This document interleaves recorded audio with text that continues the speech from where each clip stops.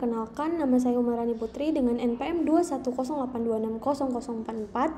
Di sini saya akan membahas tentang reproduction hormone. Sebelum saya lebih jauh menjelaskan reproduksi hormon, saya akan menjelaskan dulu apa itu hormon. Hormon adalah senyawa biologis yang digunakan oleh organisme multiseluler untuk mengatur, mengkoordinasikan, dan mengontrol fungsi sel dan jaringannya. Bahan kimia ini dapat mengontrol segalanya mulai dari metabolisme hingga perilaku.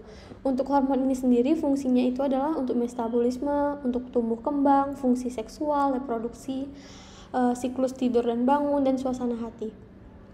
Untuk hormon reproduksi sendiri, itu adalah molekul steroid derivat dari kolesterol. Hormon reproduksi ini berada di sitoplasma bergabung dengan protein reseptor spesifik. Hormon ini terikat secara kompetitif, membentuk kompleks hormon reseptor.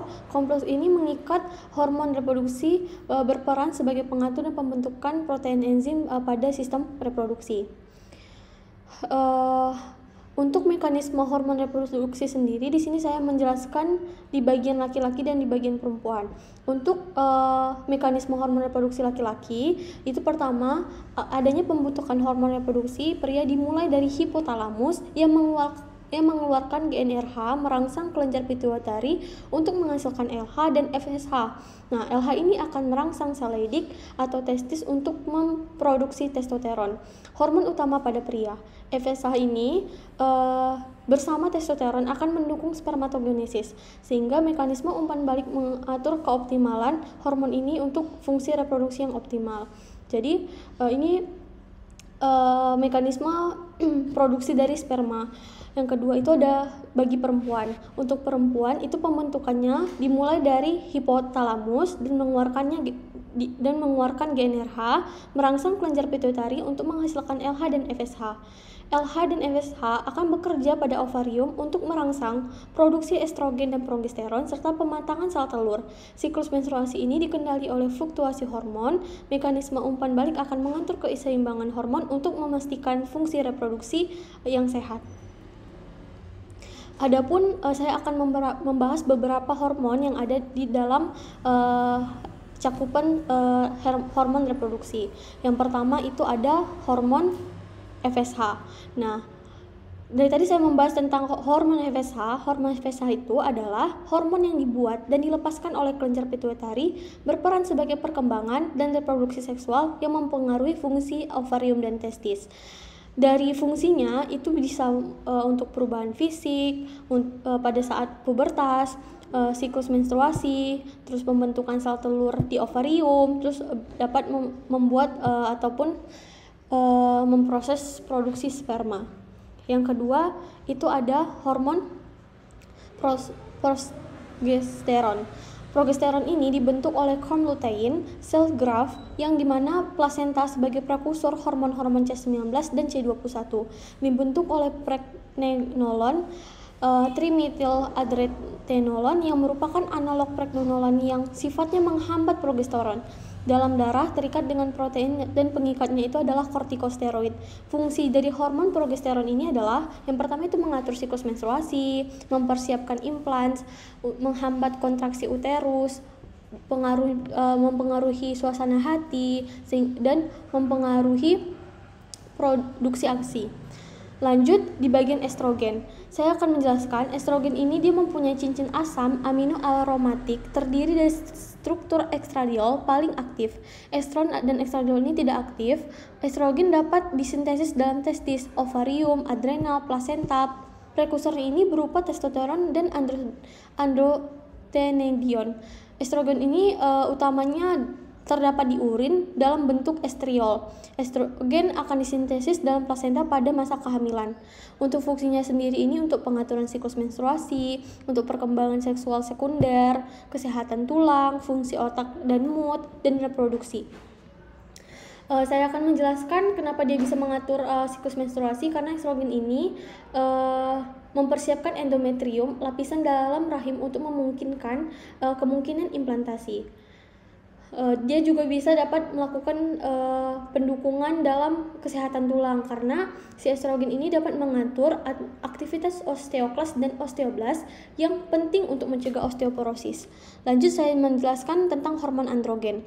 Hormon androgen ini terdiri dari dehidropiandrogen atau DHEA dan androstedion. Sumber androgen berasal dari sel-sel zona retikularis. Pengatur androgen ini sendiri adalah ACTH. Fungsi utamanya untuk membantu pembentukan karakteristik atau sifat sekunder dari pria. Fungsi lainnya itu bisa kepadatan tulang, perkembangan otot, masa pubertas, produksi sel darah merah, sama hasrat dan fungsi seksual. Lanjut, saya bahas tentang hormon testosteron. Untuk hormon testosteron ini adalah testosteron ini disebut dengan C19 atau ketosteroid, yang dimana disintesis di sel-sel Leydig testis melalui 3 tahapan. Tahapan pertama itu kolesterol, pregnenolon, progesteron, hidroksyiprogesteron, androstenedion, dan menjadi testosteron. Yang kedua, kolesterol, pregnenolon, hidroksyiprogesteron, dehidropiandroteron, androsteron, testosteron, dan DHEA dapat langsung menjadi testosteron melalui androstenedion. Hormon testosteron ini sendiri fungsinya itu untuk perkembangan dan pemeliharaan karakteristik sesuai pria. Yang kedua itu produksi sperma, yang ketiga itu gairah seksual, yang keempat itu pembentukan otot dan kekuatan. Untuk hormon reproduction ini memiliki beberapa kelainan ataupun penyakit. Nah, di sini saya bahas mengenai PCOS ataupun sindrom ovarium kistik. Untuk sindrom ovarium kistik, kondisi ini di mana terdapat ketidakseimbangan reproduksi pada wanita, terutama peningkatan hormon androgen. Nah, gejalanya itu seperti menstruasi yang tidak teratur, pertumbuhan rambut yang berlebihan, dan kesulitan hamil. Yang kedua itu ada endometriosis. Kalau endometriosis itu dia bukan sepenuhnya kelainan hormon, tetapi endometriosis ini dikaitkan dengan ketidakseimbangan hormon estrogen yang berlebihan yang menyebabkan pertumbuhan jaringan endometrium di luar rahim. Lanjut, saya bahas mengenai amenore. Apa itu amenore?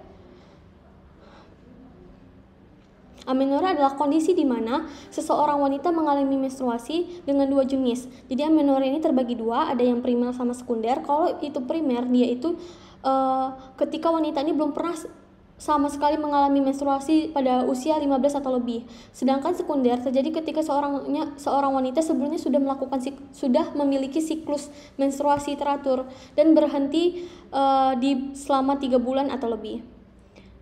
Nah, penyebab amenorrhea sendiri ini bisa karena kehamilan, disfungsi hipotalamus, penurunan berat badan ekstrim atau gangguan makan, olahraga berlebih, stres, penyakit tiroid, dan lain-lain.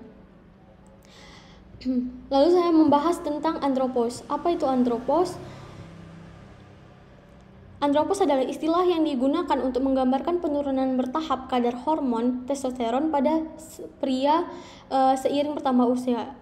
Jadi gejala andropause ini prianya itu mengalami penurunan hasrat seksual, disfungsi ereksi, kelelahan dan penurunan energi sama perubahan mood.